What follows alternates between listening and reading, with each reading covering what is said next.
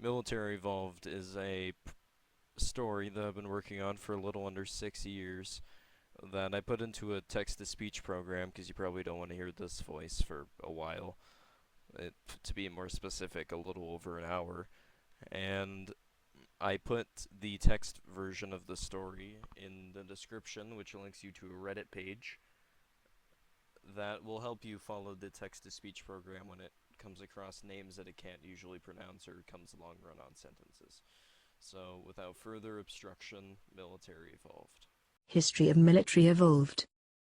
It started at the beginning of all civilizations. All the first known civilizations were founded in Kiev, Bratislava, Moscow, and London. All of these cities were without any of the buildings and/or structures. This was the beginning of the founding era, lasting from 0 to 1074 AD. They eventually constructed buildings, learned how to make basic tools and developed off of them. The people came to an agreement that three empires would be built: Great Britain, Czechoslovakia, and the Russian Empire. For 300 years, they tugged at each other's borders until Czechoslovakia reached the outskirts of Moscow in the east and western Portugal in the west. Russia finally pushed back in what was known as the Million Man March as they pushed Czechoslovakia back to the present-day Russian borders with 1.4 million soldiers. The Ukrainian brigade led by First Officer Rusnov held off the relatively poorly trained forces with just 24,500 men at the Battle of Perlovit, due to the fact that the Czechoslovak forces had ranged weapons rather than the Russian pikemen.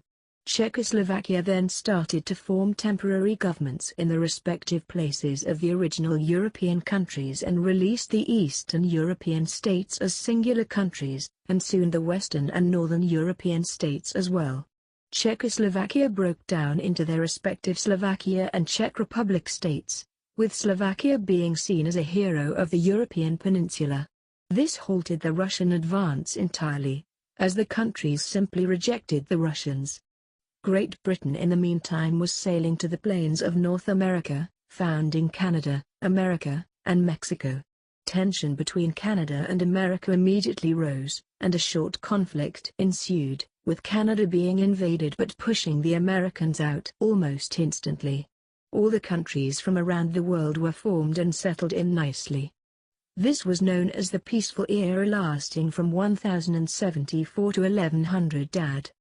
It was so short-lived because of rising tensions between the American Union and European Union over who should have control over the Atlantic Ocean and Iceland's unclaimed minerals and abundance of unclaimed passageways to the Arctic. This started the First Atlantic War, was cost over $12 trillion and killed 400 million overall in a conflict that lasted from 1100 AD to 4002 AD. It ended up in the European Union invading North America and separating it into 6 parts. The European states eventually withdrew and formed governments that, unfortunately for them, were anti-European. During the Atlantic War, other major wars included 5 Japanese-Korean-Chinese wars last the duration of the Atlantic War, Pan-African conflict lasting for half of the Atlantic War, and Brazilian annexation and eventual withdrawal of South American states. Europe briefly separated into East and West with 2 government types, but nothing of interest arose from it. The Second Atlantic War started with American and Canadian forces invading the beaches of Portugal, and spreading east. They dropped an experimental boron bomb on Great Britain, killing half the population in the most destructive move of the short-lived war. They moved on until the Russian border, then got stopped. They looted all the countries they occupied and withdrew, taking €1.2 trillion that was funded by the First Atlantic War looting. Europe was restored by Russia and Slovakia, 2 countries America didn't touch. The war had lasted from 4046 to 4680. It was partially a revenge war. At the end of the wars, a country called Kali was formed, placed in northern Russia where the Siberians previously were. They were initially unwelcomed by the Russians, but fought to stay there. Later, in 5130 AD, a Somalian terror state was formed, named UAC or the SSSI, the UAC standing for United African Coalition, with the less popular name being Soviet Somalian State of Islam, which was only used in the start of the country's existence. It slowly started to eat up northern Africa, the Middle East, Asia and the Pacific Islands, excluding Japan. It required, over time, eating away at the borders with international support. In the end, Cali forces and Russian special ops stormed the capital of Nuvlistan. A new Somalian government, which is now left-wing due to the previous instances, although has recently been shifting due to internal political members being previous UAC officers in office. Soon after the dissolving of the UAC, Cali set up the World All Transmission System, that effectively spies on all of the radio transmissions in the world. Although controversial, there's nothing Cali could do with the information, however, due to European and American Union laws making it possible. Nothing of interest happened for 1,500 years, as it ended the World War era. It started what many people called the calm before the European storm. In 6700 a new Germanic Empire was forming. It started with the unification of Denmark, Poland, Germany, nationalist Northern Czech, and Czech Republic. This allowed them to have 1.25 million forces in their army as opposed to just 250,000. This was a result of a newly formed law for European countries only being allowed 250,000 forces per country. They then annexed Poland, Slovakia, Belarus, which alerted France. They unleashed a half-hearted counterattack against the masses of the Germanic army. Although thwarting the ground forces, the much better and more experienced Germanic Air Force bombed the French cities and land forts into incapacity.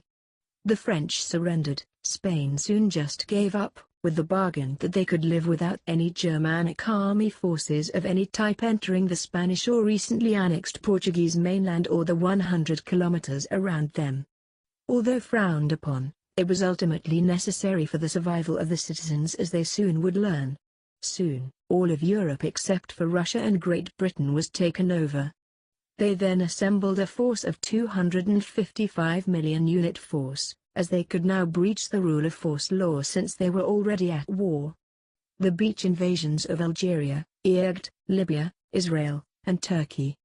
The invasions of all except for Egypt and Israel went smoothly for the rather inexperienced forces, but the eventual encircle of the countries happened successfully. They then swiftly annexed the northern African states, but got stopped by the South African People's Army, which was supported by Britain. That was the first real stiff resistance that the Germanic Empire got in their whole conquest as of then. The spread east of territory lasted until they reached the Chinese, Indian and Russian border, the three big superpowers of Asia. For a time, it looked like the Germanic Empire and their leader Richardson II was satisfied with what they had received with their overall territory take. In reality, they were waiting for a boiling skirmish to possibly begin. China and India had been fighting over a previously dead country land that was never officially claimed by either country. It was Tibet's untouched remains that had been war-torn and resource-stripped, but it was wanted by both countries. That all boiled over until 7593. India invaded the vacant lands that were Tibet. At the same time, the Germanic forces tore down the border into Russia, and pushed into the land fort of Kento. The Russian forces fought hard, but eventually fell back out of the fort, blowing it up and killing half of the invasion team. The Germanic forces had used this as a distraction, moving past into the deep forests of Russia. They moved on the side of the Ural Mountains, and then pushed east at the northernmost side of the mountains. This stretched out the Russian forces to a point where they couldn't defend the 6,500 kilometers front that the Germanic army had stretched them out to. They prevented any further damage to the country and surrendered. Cali, who had moved to Antarctica 2,000 years prior in order to secure their surveillance program, however they moved back after the Germanic Empire fell, still had some transmission stations left in their old territory. If the Germanic Empire had took control of these, they would have had full surveillance over all transmissions of any frequency all around the world. Thankfully, a group of Malayan and Siberian nationalists confronted the Germanic engineers that found the station that was still left and shot them dead. A brigade of 103 army personnel came as reinforcements, but were blown up as they entered the station. China set up a highly trained force along the northern border of Mongolia and a small one between them and Russia. They did not think a Western invasion would be possible with the highly dense forest that was there, as it was extremely untouched and dangerous. The Germanic force that used to be 225 million before the Russian invasion was now just 195 million due to the amount of Russian suicide bombings into barracks. It was so bad that a half-assembled invasion of China couldn't even be made. It would lead to one of the worst genocides Russia had seen since the 106 revolution spree. The Germanic Assembly Team, as they were called, would round up the Ukrainians from the Ukraine police force previously, and go house to house in the neighborhoods where the bombings were common. The Ukrainians would kill everyone in those neighborhoods and continue on to the next one. In all, they killed 26 million people all across the Germanic Empire, mostly where the heavy resistance was known to be kept. By the time this had ended, China had been getting weary. Their supplies were running out, as they usually got them from southern Africa.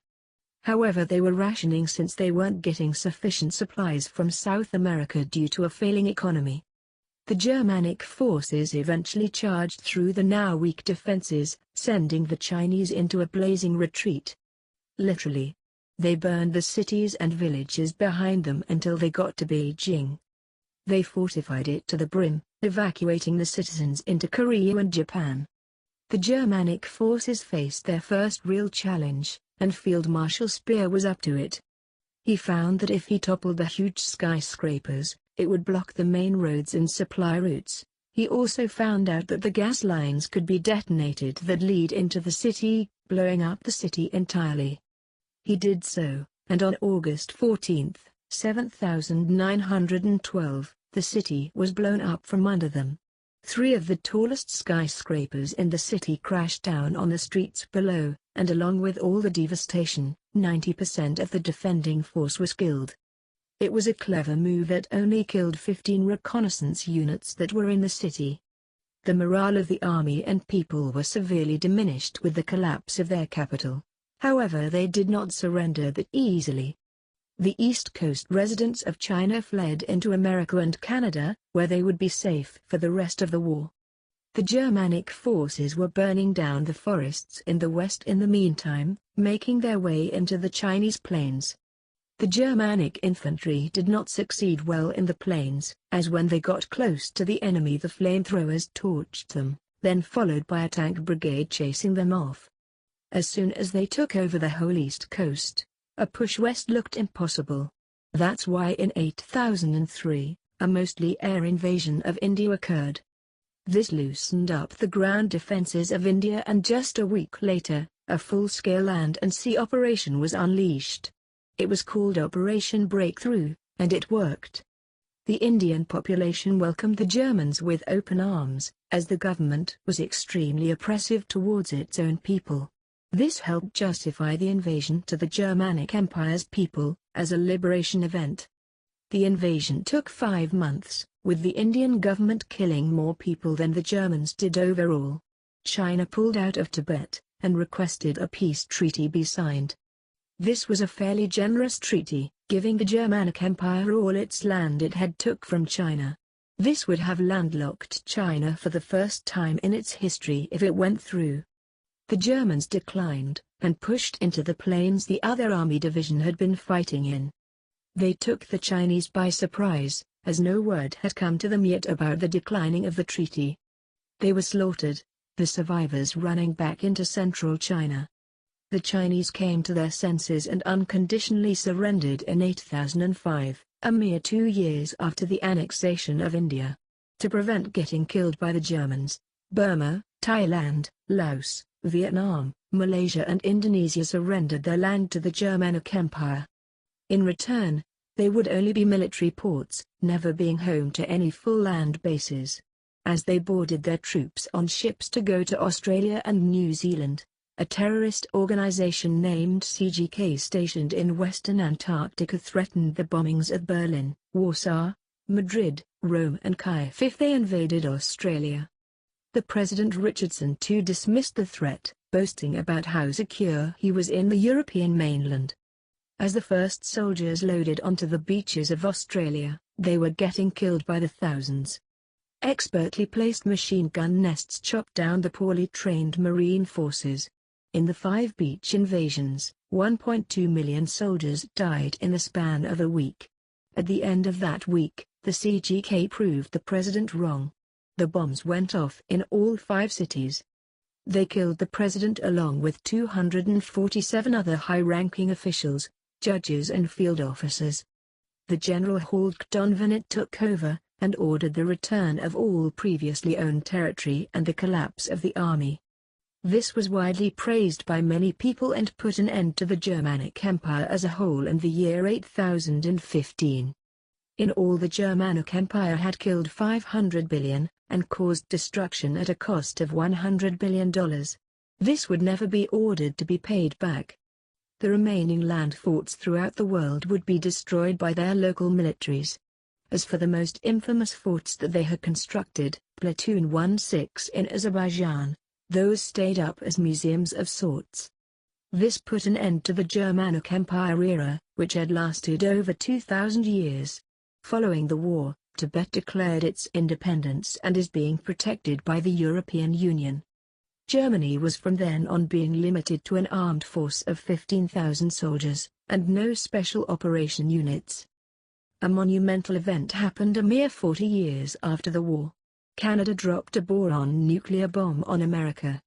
It killed the whole population of America, and rendered them as a global threat. This sent Canada into lockdown, with no transportation going in or out of the country. The police were allowed to shoot on sight for anything suspicious, which sent the public running.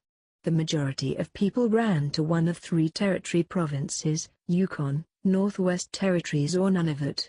As more and more people got there, they eventually came to the conclusion that a country must be formed to defend themselves against the Canadian government. This new country was called Northern Canada. It had a military force of 10,000, which was puny compared to the 1 million Canada had. The first battle showed how combat either force had experienced. Both sides made a ton of mistakes, and ended in a stalemate. Northern Canada moved the front lines to British Columbia, which was a strategic move. The mountains were inadequately defended, and the North Canada forces pushed through the RCMP that defended the mountain roads. They took the mountains overlooking Vancouver, but with 2,000 soldiers an invasion would impossible and improbable. In addition, the Canadian Army was mobilizing their 200,000-man response force from Ontario that fought in the Atlantic War. They called it the 56th Atlantic Division. It would take 2 days to get there. The Northern Canada forces had assembled a force of 5,000 in the mountains a day before the Canadians came, and decided to move on to Vancouver. The assault on Vancouver was a process that lasted 1 day and a half, leaving the Canadian Army that was there either dead or captured. The Northern Canadian Army in its entirety was in Vancouver and the Rockies around it. This means that half of the Canadian Army went north into the capital city of Nunavut, capturing it. The other half had little to no resistance, either only losing 10 of their men. By the time they got to Vancouver, the Northern Canadian country as a whole surrendered and was annexed. The general was tried for war crimes in Canada, but when the European Union forced them into an international trial, the Prime Minister refused. The general, Admiral Odegaard, later died of suspicious circumstances. The admin of YitryOrbit later brought back America, which then sparked an international trial against the Prime Minister of Canada and the General of Canadian Armed Forces and Spec Ops, Mark Bernstein and Cat Millers. Both were found guilty of genocide, use of a nuclear bomb in a deadly manner, unprovoked invasion of a country and killing of a foreign high-ranking official in peacetime. Mark Bernstein was sentenced to death and Cat Millers during trial was shot and killed by a Northern Canadian nationalist in a murder-suicide. A new government was set up in Canada being run by the NDP and Liberals in a majority NDP federal government. The year was 8470, 100 years after the trials of the Canadians. Russian soldiers on vacation in Germany got the unusual order to kill the President of Germany secretly, causing a Central and possibly Eastern European panic. They found out he, Zbigniew Pola, was going to be speaking at an elementary school that day for graduating kids. So, the four of them in the middle of the speech pulled out Glocks and fired at Zbigniew. The first bullet entered through his skull and into the back of his head, killing him instantly. They then escaped in a car, fleeing to Russia the next day. The kids and teachers inside of that school overheard them speaking before the shooting, and knew they were Slavic at the least. When they tried to exit the country on a commercial flight, they aroused suspicion and were apprehended and soon sent to prison for life in a quick trial only 10 days long. The circumstances of the jury were questionable. Germany soon found out these men were special forces for Russia and considered it an act of war. Germany declared war on Russia that same year. Unknown to Germany, Russia had already annexed Ukraine, Belarus, Lithuania, Latvia, Estonia, Romania, Bulgaria, and Greece, leaving Germany with only Czech, Austria, and Slovenia. This led to the short-lived Russian-German War that ravaged central Poland all the way down to Albania.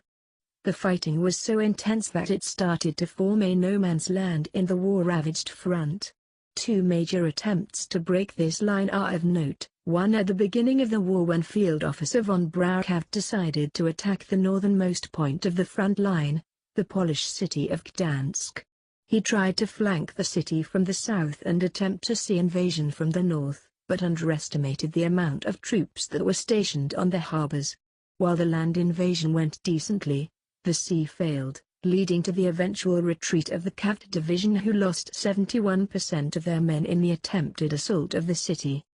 The Russians held the city for the duration of the war. The Russians then attempted their invasion, setting their sights for the Sicilian island of Italy, and more specifically the city of Catania. They also underestimated the defense force, thinking it was 1,000 soldiers defending when in actuality 12,000 soldiers were stationed for such an attack with 100 armed and readied civilians. The Russian General Krovopalich had to lead the attack in the winter as well, hindering any fast movement or any stealth due to the sound of breaking ice when moving with ships. As a result of thinking there were just 1,000 troops on the ground, he paratrooped 1,200 soldiers from the air. The problem was the planes dropped them off too high, 10,000 feet in the air. The ground troops had plenty of time to see them and shoot at the mass of soldiers gently floating from the sky. 251 soldiers died just in the air, and when they landed, the majority landed in the docks, where they had to fight their way up the city. The just 949 soldier force were almost instantly pushed back, and when they got back to Greece just 540 remained. The rest of the fighting was in Slovakia and Poland, where no major advances were made. A peace treaty was signed on 8510, still splitting Poland and countless other countries down the middle with no attempts to fix the no-man's land. The whole conflict had lasted from 8470 to 8510, and solved nothing. The Global Trade Exchange, GTE, collapsed from the ruining of 21 countries and their economies. Following 8512, this resulted in the collapse of most third-world countries, whose people went into a panic. The rest of the countries had to stop the civil unrest in the collapsed countries and their own. This took 2 years. During those 2 years, Germany had a fascist revolution, overthrowing the Democratic German Party, who had been in rule since the collapse of the Germanic Empire. The surround states saw this as a threat, and quickly invaded the country to stop the government from taking any drastic measures. The European Union held an emergency meeting, and on April 15 split the country into 2 parts in the north and south. The north was named North Germany, being controlled by Poland, and the south named New Austria, being controlled by Austria, with the capital being Munich. Just after the separation of Germany, An election was held for which country should be the head of the European Union. This was done by the president of each country voting as to which president of the country should win and therefore their country. Another for the American Union was also being held, which includes South America and works the same way. The highest candidates for the European Union were Norway, Lithuania and Great Britain, who were the leaders of the European Union last. The winner was Norway, as they had the most stable economy and were at the least vulnerable position in Europe. The American Union was anybody's guess, but ended up being Cuba's win. Cuba was most likely chosen because they had kept themselves out of conflict the whole time in their entire existence, and had the same leader since the country was formed. Cuba renamed the Union the United American Union, UAU. The Cali Union chose not to hold an election. The Americans, having some form of regret and anger towards Cuba and themselves for letting an election happen, America declared war on the European Union itself. Cuba couldn't object and led the whole of the Cuban Union into what is known as the Third Atlantic War. The front lines were etched close to the island of Bermuda for 28 years until the Cuban Union held an emergency conference, realizing that they had insufficient funds to last another decade. As a result, Cuba surrendered along with the other 3 North American states. The Europeans split up the continent into 2 major parts, similar to the way Germany was split up, the north being owned by France, which was from the Arctic Ocean to the middle of the US, and the south being owned by the UK, whose borders stretched down until the southernmost border of Mexico, with the managing countries deciding the local laws, and to travel to the other districts you needed a YIRK passport, which only European citizens can apply for, and even then a YIRK passport isn't 100% certain to happen. This lasted for 4 years, which wasn't long enough for any foundation to be made. In the end of the 4 years, France opted out. In their absence they left Canada and Northern American states. France experimented with Canada's political system, attempting to make it less violent with the Europeans by making the government imperialist. America, on the other hand, was just re-established like it was before, accidentally, with a Republican who served in both Atlantic wars. This did not bode well for the US. The border only has tension, but no real threats of war. At around the same time, North Germany started to realize that the separation of the German states wasn't quite temporary. Another reason about their turmoil was that South Germany was doing much better, and was connected to a country that was more related to Germany, Germanic Austrian Empire, than Poland. Poland, other than the fact that having no cultural or historical ties to the Germans, had a failing economy before and during the acquisition of North Germany, which they hid from Norway during the request for the territory. As the situation in North Germany worsened, the Polish government started to fortify the border between them and Germany, soon leading to German citizens not being allowed to go into Poland at all. This separation forced them to look towards their only hope for their future, South Germany. The South Germans, however, didn't want any of it. South German Prime Minister YitryOrbit, who was the leader of the opposition government during the Germanic Empire, said in a statement in the statewide news, "Our country won't become another imperialist, expansionist, power-hungry nation like it was before. We want change, don't we? If you want to keep the change, don't let these scum back in." The border only grows more defended during the tense moments of German rivalry. In the year 10,004, the South German government collapsed, and the Austrians claimed the land that was previously controlled by them. This isn't without well-achieved suspicion, as when the South German government was in its final days, the Austrian government didn't send any help toward the Germans and instead tightened security on their border. The South Germanic people didn't appreciate the annexation, and revolted against the Austrians. This created a revolution that halted the economic recovery by an estimated 15 years. Calling the revolution an economic obstacle would be a disservice to its sheer territorial political shifts. The South German rebels were on their own in the revolution, taking all of the resources that were found in the bases that were left behind when the government collapsed. The equipment was evenly distributed among the 45,000 active soldiers, with 5,000 in the reserves. The Austrian government was being backed up by the E.U. with 800,000 soldiers ready to fight, and an undisclosed amount in the reserves, and medical aid was being delivered to both sides by the Red Cross. The first battle was at the small border town of Altotting, which was loosely rebel-controlled. Only 450 rebel soldiers were stationed at the town, which were defending against 3,500 Austrian recruits. At first, the Austrian soldiers seemed to have a good opening, and had good landing spots on top of small skyscrapers and in the alleyways. The problem with this is that the soldiers got surrounded or stuck at their locations, and got either captured or blown away. The attempted invasion therefore failed, and had a huge moral hit on the future Austrian invasions. As the small border town fended off the Austrian push, the rebels decided to launch an aggressive attack on the town of Linz, which had the second largest population in Austria. For the attack, 30,000 soldiers traveled to Linz in aerial transportation, which attracted a lot of attention on the ground, and allowed defenses to be established. As the rebels got close, they dropped the heavy armored vehicles at the outskirts of the city, drawing out most of the Austrian armored military in the process. This made way for the infantry to battle on the streets, as the soldiers landed in the center of the city, spreading out into the outskirts.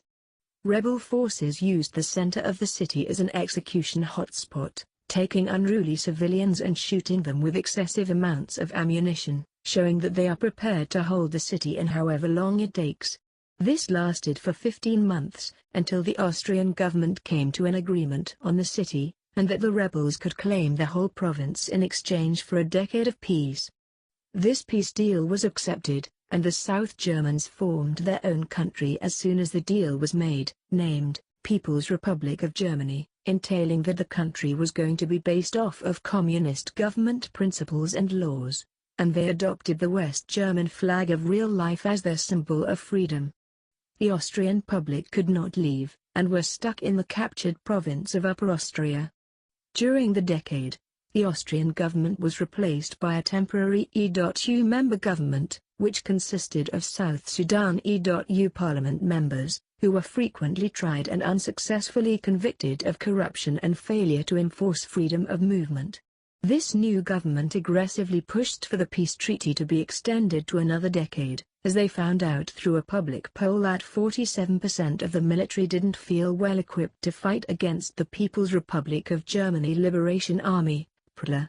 In response to the unwelcome feelings about the war, the Austrian government decided to come to a final peace treaty, giving up 3 extra provinces for peace, although the original peace offer included 5, including the capital province of Lower Austria. It was the People's Republic of Germany that turned down the offer, saying that it was too much land to control with their low resource count. This marked the end of the South German Revolution, with the South Germans starting a dangerous trend: communism. The E.U. lost a considerable amount of power when South Germany took the land in Ideal and Indiana 11012. Austria along with 6 other countries separated from the E.U. due to their belief that being independent is better for their well-being. Austria, Yugoslavia, Greece, Macedonia, Ukraine, Romania, Bulgaria and Poland. This was a heavy hit to the E.U., as that means that they lost 22% of their military strength as a result. They also lost a large nuclear weapons facility, which was stationed in southern Yugoslavia.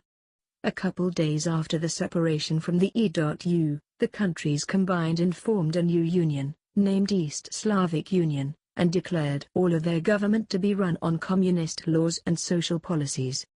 This came with much opposition from the E.U. and caused an emergency meeting. Using votes from all of the members of the Union, Norway concluded that the SU was a threat to democracy and democratic-based states. They classified the SU as an immediate threat, and launched an attack of trade embargoes and travel bans to and from the countries inside of each union. The embargoes worsened the social separations of the two unions, and further caused the bias media inside of the two unions to create propaganda against each other. It was a mini Cold War brewing in Eastern Europe. This all stopped when the war turned ice cold, as the SU finally collapsed in a dispute between the Serbians and Austrians over who owned Croatia, which gave the EU an extra portion of credibility. Even though the SU fell, an even larger threat emerged from the ashes of another nation. Russia claimed the countries that collapsed in the SU, establishing more than half of the old CCCP, with Russia announcing after the annexation that they have turned to communism, and were being led by the eighth most popular political party in Russia, the Maoist Party of Russia, TMPR. This created increased agriculture production, and focused on economy. This was concerning to political experts, as the EU maintained that the USSR was still a threat to democracy. This threat boiled over when the USSR came to an agreement with the Chinese Communists. The Chinese supplied the USSR with 50 million soldiers to protect their now extended border, which the EU retaliated with a declaration of war. This started the EU-USSR War. The whole Western Front was attacked, but with increased amounts of aerial warfare compared to any other war. This was not by the way of Titans or motherships, this was by way of conventional aircraft in large squadrons. The USSR had more untrained pilots, however outnumbered the EU forces 5-1, and got swarmed and wiped out. This was seen in the Battle of Berlin. The USSR pilots rushed into the upper part of the skies, and rushed down onto the EU pilots when they thought the coast was clear. It was an effective strategy, but it was costly on Russian pilots. The Russian pilots had two disadvantages, being untrained as well as lethally nationalist. At the end of the Battle of Berlin, they lost 5% of their 12 million Russian pilots, but only 158 Chinese pilots. The Chinese pilots were trained by the Chinese Air Force properly, and were trained to be more focused on speed and movement against the enemy, while the Russians blindly rushed into the battlefield. The first major front line was in Finland, where the temperatures were at an average of -31°C. The attack was on 5 major cities in Finland, which would cripple the central government.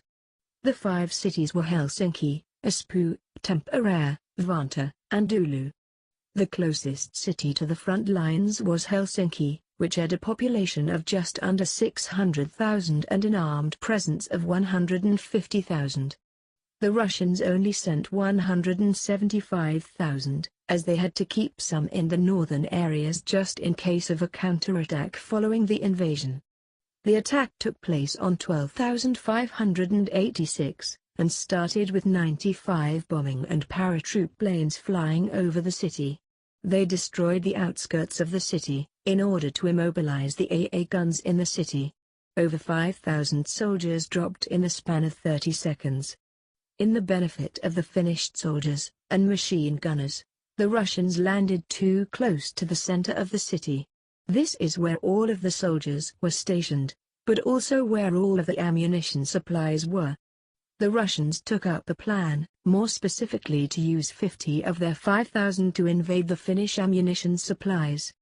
Those 50 Russians were going on a suicide mission to blow up the cache. The infamous Operation 98 begun. It started with the Russians moving in onto where the ammo was stored, which was in a church in the center of the town. It was filled up to half of the church with ammunition. The Russians had to break into the church and strap flares to the explosives, causing a minor explosion at first, then gradually building up. That was the plan. What the Russians actually did was break into the church, get spotted, then grenade the explosives half accidentally, causing an immediate explosion that blew up 3 blocks in every direction, killing only 36 Russians and 5,700 finished soldiers. This was a turning point in the battle, but it was also a turning point in the war. The extreme demoralizing effect of the center of the city explosion caused a massive troop withdrawal from the city and the surrounding cities, which let the Russians take the city and the area. Half of Finland was taken. 5 days after, the soldiers fled to Sweden and Finland surrendered. This would have been a chance for mainland Europe to take on Russia, but however a quote from the EU stated, "Until every Baltic state proves their worth, no interception is needed." Meanwhile, Russia was preparing for their Swedish invasion, but unknown to Iceland, their simultaneous invasions were being planned by the Chinese People's Army. The army had 22,000 troops on standby, and were ready for the invasion. The invasion started 12 days after the Finland invasion. However, it involved the first use of Titans on a large scale since the Germanic Empire. Over 50 Titans were launched at the Swedish, however the Swedish knew this. They had a legion of 200 wooden Titans that they strapped with explosives to send on multiple suicide attacks on the Russians. The first suicide attack was successful, as a team of 3 Titans launched themselves at a squad of 10 Titans, taking down 5 in the process. Only 45 Titans remained, carrying 95,000 soldiers. These Titans were going towards the capital city of Sweden, Storich. Renamed during the Germanic Empire. The Battle of Storich was the bloodiest battle in the whole USSR Europe war, with a total of 54,000 Russians dying, about half of the Russian force. It started with a ground advance towards the northern part of the city. The Russians miscalculated the attack, and accidentally advanced over a hill. The Swedish had expected this, and did not expect anything else. Therefore the brute of the military force rained down on them when they charged over the hill. When about a couple thousand of them died, the Russians changed their plan and moved to the other side of the city where there were more urban areas and skyscrapers, more cover for slow advances. In reality, the Russians tried to flank around the city but got cut off when they were circling around, getting chopped up by all means of military with mostly heavy infantry pushing them back. The Russians then had to retreat back, but then realized that they had got encircled. This is when the majority of the deaths took place. Second Officers AZ ordered a full charge against the Swedish troops, however the Russians could not break through. This caused a mass murder of sorts to take place, where the Swedish moved in on all sides of the circle, shooting the Russians as they closed in. They had a no prisoners rule in place that prevented any survivors of a destroyed or captured army to live.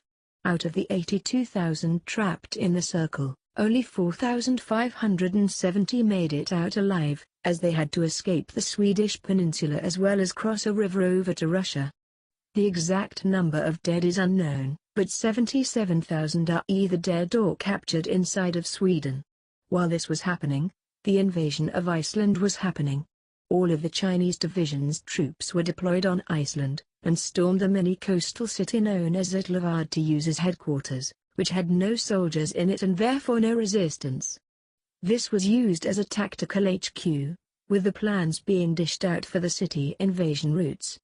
They were going to invade the 2 major cities in Iceland, known as Walkers and Sormatrovagrad, which was previously a Russian-controlled city by a deported group of anarchists, which was owned by Sormatrova, a psychopath known for killing 40 people in a car bombing to everyone but the residents of the town. This means that when the CAD moved in on the town from the ocean, the residents decided that it was their right to revolt. Once the soldiers got down 2 blocks, the citizens stopped them with a barricade and Molotovs on the other side. The CAD was stopped momentarily by the protesters but thought up a plan. The plan was to blow up one of the north barricades and charge through with melee weapons. This attack was unsuccessful, as the protesters threw their Molotovs on high ground as the barricade flew up in the air. The CAD then drew their weapons and fired through the fire, which immediately killed 4 protesters and sent the rest towards the inner city. Once in the inner city, the protesters decided to do something similar to the Finnish explosion, however on a much larger scale. They ordered a full evacuation of the city, and started planting bombs in the inner city. This didn't go without suspicion, as when civilians were going en masse from the houses, the soldiers panicked. About 2,500 civilians were captured and put in trucks, which was a large portion of the people in the inner city. This saved the lives of many civilians as when half of their bombs were put in place, the bombs accidentally blew up. This caused a massive explosion which destroyed most of the skyscrapers which came crumbling down. Only 102 people died instead of 2,500 civilians, which was regarded as a thankless miracle. Just like the finished city, the destruction of Stormatravagrad symbolized the end of Iceland. In the summer of 12,708, the Iceland government surrendered half of their land to the Russians, not including Greenland. Even though the Nordic conquests were mostly a victory, the Russians backed out. They claimed that, the destruction that our government will cause is too much for such a little and insignificant cause. 2 years later, the Europeans came to an agreement that would open up the Russo-Europe borders. This ended any hostility between the two governments. Throughout the history of military evolved, many terrorist attacks have taken place. Here are 3 major ones. The first major terrorist attack was Grand 9/11, as it caused the deaths of 30,545 people, and may have been the supporting factor for the First Atlantic War. The first attack that took place was the attack on the North Tower, where Flight 45 flew into the west side of WTC-1, with the plane entering the building at a diagonal angle, smashing through floors 102 all the way to 95. It killed 197 on impact, 45 in the building and 152 in the plane. No cameras were present for the first attack until 15 seconds after, where all of the impact flames had worn away. The building had been hit in the best possible spot for staying alive the longest, as the collision was higher up than it could have been, which allowed less oxygen for the fire. The 18 floors above the impact zone had 145 people in it, with all of them being trapped above. Even though the building stood for 15 hours, no one above the impact zone lived. They either jumped out of the windows, or went to the roof to try and get a helicopter. A helicopter did come, but it came as the building was going down. Only 2 made it onto the helicopter as the building was going down.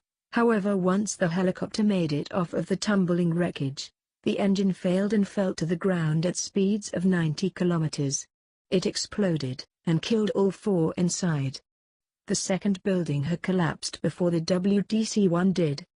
It fell 13 hours before. The plane had come from a flight coming from North Italy, which made it have a fuel load 5 times greater than Flight 45. It was carrying 312 people, and was twice as big as Flight 45. 8 minutes after the first crash, the second plane came careening into the 71st floor of WTC-2. It killed 850 on impact, as a meeting was happening on that floor specifically. The plane had hit all 4 connectors on that floor, immobilizing the whole structure and weakening the base as a result. This trapped over 1,200 on the floors above, who also did not escape and resorted to jumping off of the floors to prevent burning alive. The structural weakening that occurred caused a full collapse just 2 hours in, which killed 5,000 people due to the amount of people around the building watching that were in such a close proximity to the eventual collapse of the entire building. Only 2 people made it out of the wreckage of the WTC-2, and 1 later got lung cancer, small cell lung carcinoma, and died just 2 years after the collapse. The other one was convicted of data theft and vehicular manslaughter, which gave him 14 months in jail or 1,000 hours of community service, which he chose 14 months in jail but later got killed because the prisoners thought that he was the one who helped coordinate the attack. The other portion of the Grand 9/11 attacks is regarded as the biggest losses of life in a terrorist attack in military evolved history. It started up with Flight 980 flying from Pearson Airport to Bratislava Airport carrying 210 people, which caused it to have a huge amount of fuel due to the distance the plane needed to travel that helped the terrorists cause more destruction and post-collision death. The plane took off without any check-in from the tower, which might show that the plane was taken over on the runway and was, from the very beginning, on a route towards the CN Tower. On the day of the crash, the CN Tower had medium amounts of populace inside of it, which was about 1,000 in immediate attendance, and a couple hundred in the basement level. This is not where the majority of the people were, however. The majority were in the stadium to the southeast of the tower, which held at the time its maximum of 49,000. The flight flew straight from the runway into a 75 degrees angle, at a full speed into the sky. At this point, the plane was only going 85 kilometers per hour, but it traveled for just 1 kilometer in the opposite direction, then headed towards the tower. It collided with the tower at a nearly perfect horizontal angle, right below the bell-shaped top. This caused a very strange structural collapse in which the huge top of the tower brought down the rest of the tower as the whole building came tumbling down onto the stadium. The tower collapsed into the stadium as it killed 4,500 people in the stadium instantly, as well as all of the players on the home team who even had time to hide in the dugouts, although the million-ton mass of concrete crushed anything that was in its way. The building was hugely destroyed, but it was far from over. The fuel from the plane had leaked onto the grass of the stadium, which is where it immediately ignited. Unfortunately for the people in the arena, the roof of the stadium had been closed, which acted as a baking tool for the people inside. The first minute of the fire had all the people who were on the field burning or burnt alive, with the 1 meters from the field getting first-degree burns within seconds of the fire. As it began to grow more dim and dim in situation fidelity and chances of living, the smoke from the fire grew to the top of the stadium. However, most of it hit the roof and spread along the top of it, going to the seats on the side of the stadium and spreading down to the 500 levels of the stadium and down. This smoke was incredibly toxic due to the chemicals used on the mostly artificially manufactured and kept grass, which caused one good breath to kill as it contained a heavy amount of a deadly chemical that was a mix between boron and nitrogen that entered the lungs and destroyed them from the inside by splitting them apart. The second stage of the fire was when the smoke reached the 200 level, and the crowds that had escaped from the 500 were met with an opaque level of smoke that at a rate of 1 foot per 100 seconds, lowered down from the ceiling. The fire, however, had reached further than the grass. Due to the fuel in the plane being as evident and in such large amounts as it was, the fuel had reached the lobby by the time the smoke had touched the ceiling, and therefore lit up the entirety of the lobby in a raging fire that prevented any escape from a major exit. The fire also spread throughout the other main portions of the lobbies, which caused a major halt of evacuation. This meant that 44,000 people either had to take the chance of running through a fire that got worse and worse as time went on, or try to go up and wait for the smoke to go away. This would not happen, and instead was coming closer and closer to the bottom of the stadium where all of the people were. Around 1,000 who were close enough to the lobby attempted to run through the fire and succeeded in getting outside. The people who stayed on the 200 level were met by a smoke that was much more dense than the one that was on the lobby. The people, however, decided to try to find windows and openings to the outside world, about 10,000 people in total. Only 24 windows, about 5 by 5 feet, were found. This only made some of the smoke escape the stadium, but the smoke was only stopped by 10 seconds. There were 21,000 who had decided to hide in rooms and suites on the 200 and 500 levels. However, these were the ones that died the slowest. The firefighters couldn't fight the fire, as it was so hot even where the fire was that it would burn the strongest of fire equipment. This meant that the people who were now jumping across the fire, about 3/40 HS into the fire burning, were going to get burned with third-degree burns or die before they could reach the outside of the building. This is where the majority of the deaths occurred, when the people that stayed back now had no options left, but to either face death in two equally disastrous ways. One of those ways was unfortunately the most common and yet the most painful due to its duration. Smoke inhalation. While the smoke caused instant death, that is only a way of describing the fate the person would have after they inhaled the smoke. They did not die instantly, as it took a while for all of the sediment in the lungs to settle into the pores of the lungs and therefore suffocate the person. One man who survived being in the 500 section by going into a vent in the handicap bathroom stall said that, "I could hear people taking about 10 short breaths before the choking and snorting sounds started, in which I could hear them having convulsions on the ground around that point, and that is where it took about 5 minutes more for their breathing to stop completely." He escaped through the vent system by climbing through over 1 kilometer's worth of smoke-filled vents, with the only thing keeping him alive being small pockets of air from barely working air fans. It took him 5 hours to get out of the wreckage. Most people were not so lucky. Over 20,045 people died trying to stay alive on the 200 and 500 levels, with the out of the 55 people who lived, 45 crawled through the vents and 10 stayed in the rooms that had enough ceiling material to keep the smoke out. In all, 25,545 people, police, firefighters and soldiers lost their lives in the CN Tower, Rogers Center plane crash. This made the whole event known as Grand 9/11, because it was the more costly version of 9/11 that occurred that day. In the year 12,900, the political situation was very uncertain for Sweden, a country that was a co-leader for the EU. Sweden's government was a monarchy at the time, with King Ax IV being the ruler. He ruled the country with a very loose grip, letting local provinces and states govern their own portions of land.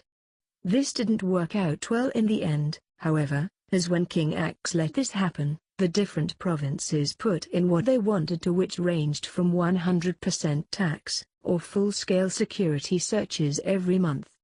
The 4 different provinces were: name of province, government type, tax, rate, population, count, percent of civilians in, military, Hollandia, communism, more specifically a Trotskyist socialist state, 25%, 245,000, 10%, Ostrogothia, fascism, 5%, lowered to an extremely low rate due to the fact that the people had a revolt Indiano 10230, 1,002,300, 45%, Scania, communism, Leninist Marxist, 24%, 2,453,908, 23%.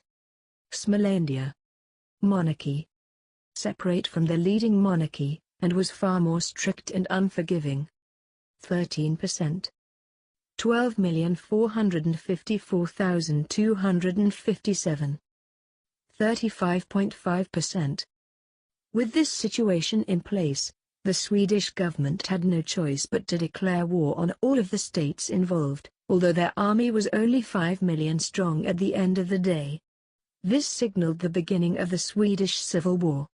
It started on May 26, 12,902 when the Smolendian soldiers marched into the borders of Scania, which was located directly to their west. They attacked all of their outlying villages, but couldn't take the capital as it had an old wall surrounding it, which caused a great deal of defense against them. Ostrogothia had an easier time, as Hollandia had little to no armed force to defend. The only 2 provinces that were left were Smolendia and Ostrogothia. These 2 were known as, after the quick ending of the Civil War, the Kingdom of Sweden and the First Reich of Sweden. The First Reich of Sweden controlled the northern half of Sweden while the kingdom took the bottom half. This separation caused distress in mainland Europe, as well as Russia, dropping stability in the area even more than it was. This combined with the SSR establishment. This was an annexing strategy in which they moved into the Eastern European fronts and took over the majority of the former SSR states, discluding some of the Stan states, being Tajik SSR and Kyrgyz SSR, and the western half of Ukraine, due to the support of Yugoslavian Nationalist Party which funded the soldiers in the front-line cities with food and weapons. This was seen as a huge advance of war and a threat to Central European existence and independence. The EU, what was left of it, declared war on Russia, which also brought Cali into the war, which was a puppet state of Russia which was mostly rebellious towards the government and ran its own in substitution. Cali had been brought out of its former glory, when its original founder died of a bullet wound to the side of the head after an espionage mission going to northern Moscow went wrong. At first, Russia was fighting on 2 fronts: the Cali front and the Yugoslav front. The Cali front was the first front that they attacked, and it was the least costly and yet the hardest. The citizens who were in the villages in Kali were always anticipating an attack from the SAF, Siberian Armed Forces of the Russian Federation, which were a paid militia that were good in numbers, but bad when split apart. This was a well-known fact in Russia, and even better known in Kali. The SAF advanced first on 3 villages, one day apart from each other. The villages all had a relatively low population respectively of 3,000 per village. This meant that the villagers all had to take up arms to even have a chance against the SAF. The villagers weren't very well prepared when it came to direct gunfights, as their last supply drop was during the Second Atlantic War, which only dropped 500k bullets and bolt-action rifles that were prone to malfunction and breaking in the cold Siberian weather. The rifles could only operate in sub-20 degree temperatures, and therefore broke most of the time when outside. The Siberians therefore took up arms in the houses themselves, which prevented any defense on the outside of the city. The first village that was attacked was Wolorysi. It had an official population of 2,950, but on the day of the attack had 3,102 due to additional reinforcements. SAF had 4,512 soldiers on the attack, and moved up on Wolorysi from the south and southeast and southwest. No tanks could be used on the day of attack, as it was -31 degrees, which would have froze the engines when the tanks were idle. Same went for planes. The first contact was very short, as the first house was placed on top of a hill. When 30 soldiers went up to seize the house, 2 villagers came from the windows and shot around 3 rounds. When they came up for a second peek of shots, they both got shot in the head and upper torso. This killed them instantly, and immobilized the front portion of defense. What the SAF didn't know was that the Siberians had planted small explosives in the basement. When all of the soldiers entered the building, the house blew up. All 30 soldiers died inside. When the 4,512 soldiers got word that the first house was a failure, they went for a different plan entirely, full sweep. House by house across the villages leading to the center, the SAF went to each and every house and killed everyone inside. Over 942 people died in the sweep, including the people who weren't involved in the actual defense of the city. When the SAF reached the main portion of the city, the villagers opened fire with modified bolt-action rifles. These guns had 30-round magazines that still required bolt action, but with more efficiency and speed of attack. This gave the villagers time to set out the biggest backup they had, a Sturmpanzerwagen A7V. They had captured one during the revolutions of Russia, and maintained it with 30% of the tax of the city going towards the repairs and weekly tests it had to do. When the SAF had reached 100 meters from the first building of the city, the Sturmpanzerwagen emerged through the main street of the south defense point. This caused a partial retreat of the SAF from the area, with 121 dying in the attempt. The SAF had no means of destroying the Sturmpanzerwagen, and had to resort to small arms fire to try to take the outer armor out. With the south entrance being held, the southeast and southwest attack points had to be pushed to the highest extent. With 2,600 soldiers being ready, they pushed the relatively thin defenses of the 2 attack points in order to cause some breakthrough. Although it took 10 minutes, it still worked and caused the 40 men defending the front lines of the city to be killed. Although they had time to reorganize and regroup, the SAF still pushed on to the center of the city building by building, eventually making it to 2 blocks away from the center. This is where they met the bulk of the forces, 1,012, to be exact, in the park and surrounding buildings in the center. They got shot at, but only had to take cover in the local businesses nearby. One of the businesses was where they were keeping 5,000 rounds of light ammunition. 32 soldiers were in the store, and decided to spread a line of gunpowder across the street, run across, and light the gunpowder. This plan worked, and caused a massive explosion which led to the collapse of the building in a forward motion that crashed it into the street, killing 250 villagers and 3 SAF soldiers. Although it might have blocked off an attacking point, It caused a distraction for the southwest entrance to be attacked with a full movement forward, catching the soldiers off guard and taking the whole entrance. At the same time, the Sturmpanzerwagen was proven immobile. The small arms fire, around 500,000 rounds, was drilled into the Sturmpanzerwagen to the point in which all 8 soldiers were killed inside. In addition, the engine shut down due to the bullets eventually killing the engine by ripping the central priming module to shreds. The southern defense point was also cut off, which proved it effectively dead. When the SAF made it to the courthouse in the center of the city, they proclaimed over the broadcasting system that the city had been captured. All remaining villagers surrendered soon after, ending the invasion of Wallerisay. In total, just over half of the soldiers of the SAF died in the invasion. Soon after, the other main villages in the area surrendered to prevent 3 main things: 1. Their armed defenses being destroyed, 2. Preventing half of their respective populations to be wiped out, and 3. Having to rebuild the majority of their buildings because they would have been partially or fully destroyed. The 3 villages were surrounding the major city in the north, named Turov. This city had heavy armored protection and a major defense system built along the southern outskirts. The SAF did not know this, and had positioned all their soldiers into the south ready to attack. In all, there were 10,000 SAF ready to attack a city of 39,000 civilians and 34,000 of which ready to fight back. The SAF didn't choose to attack as a result, and kept their troops surrounding the southern borders. This blocked all of the trading routes and effectively stalled the Kali invasion. The second place the Russians invaded, and this time invading the country with their own soldiers. The country was the rather recently large Yugoslavia. They had an extended border due to the recent annexation of Moldova in the northeast, in the north the southern border of Slovakia, in the northwest the northeast of Italy, in the south it was the whole of Greece, and in the east, southeast the border of current-day easternmost Bulgaria and Greece bordering Turkey, with the main east bordering the Black Sea.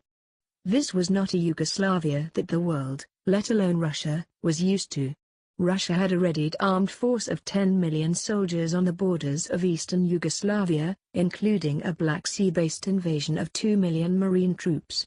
Yugoslavia had 5 million defending the immediate Yugoslav mainland, which was the original Yugoslavia before the rapid annexation of the surrounding countries, with the original countries being Albania, Macedonia, Serbia, Croatia, Bosnia, Kosovo, Bulgaria, and Slovenia, and the newly annexed countries being Romania, Hungary, and Western Ukraine. Yugoslavia had trusted in the surrounding countries that they had newly annexed to defend their own land with the existing police forces that they had before. This was a strategy that Yugoslavia had come up in the hopes that the Russians kept up their full movement strategy that they had always implemented previously. Typically when Russia invades a country, the soldiers never stop moving until they absolutely have to stop. Yugoslavia anticipated that the Russians would get fatigued by the time they reached the actual defense. The reason why they stopped at western Ukraine is because they wanted the Russians to think that their army had stopped there, to defend. In reality, the Yugoslavian armed forces were relying on theories and mind games, and hoping that they would get spared in the mental mistakes of the Russians. The first invasion was a simultaneous one that involved the full invasion of the Yugoslav front. However, when the Russians reached 10 kilometers inland, they had only met minor resistance on all sides. A quote from a Russian first officer who invaded western Ukraine states that, "By the time we had reached, invaded and claimed western Moldova, the only soldiers we killed were ones hiding in farms. We soon realized that Yugoslavia was only intimidating us with their size but with none of their strength." This quote would prove to the Yugoslavian army that the plan had worked. As the Russians got closer to the Yugoslav mainland, the larger division that they had named 56th Division that contained 750,000 soldiers moved to where a bulk of 1.2 million Russians were moving quickly towards. In the east, the Bulgarians had a brigade of 1.4 million, defending against a sea invasion of 2 million. The first major battle was the Battle of Serbia. This battle involved 890,000 YF fighting against 1.2 million Russians. The boost in YF came from the surge in volunteers that came after a speech from Joseph Brothers Tito IV about an oncoming invasion. The battle was fierce, with the entrenched YF shooting down the Russians every chance they got when they attempted to rush the Yugoslav out of their positions. This caused a partial halt of invasion, and a practical stalemate from the Russians. In the Bulgarian front, which was known as the Battle of Bulgarian Beaches, the Russians had never made it past the beaches due to the YF defending the beaches in metal and concrete bunkers built inside of the sand. This was a massive defensive reliability, as without it the country would have likely been invaded quite quickly and caused a major flank route for the Russians. With the YF holding them back, the Russians held back their invasion of mainland Europe along with pulling their soldiers out of Europe altogether. Russia was halted by Yugoslavia, and as a direct result gave up their SSR re-establishment plan. On June 21, 1321, the Russians signed a peace treaty with the EU. While the Russians were invading Cali, the southern part of America that was still being controlled by the United Kingdom was casting a vote for their independence. In the mind of most voters that were going to vote that day was that two countries were on the table for independence. The first one being the Confederate States of America, and the second being Texas. While the Texas residents were nationalist and loyal when it came to the Confederate States, even though they had never emerged as their own independent state before, they wanted to have control over their relations with Mexico. This caused the vote for the Confederate States to pass with flying colors as expected, with the Texas vote passing with a 90% in favor and 5% undecided.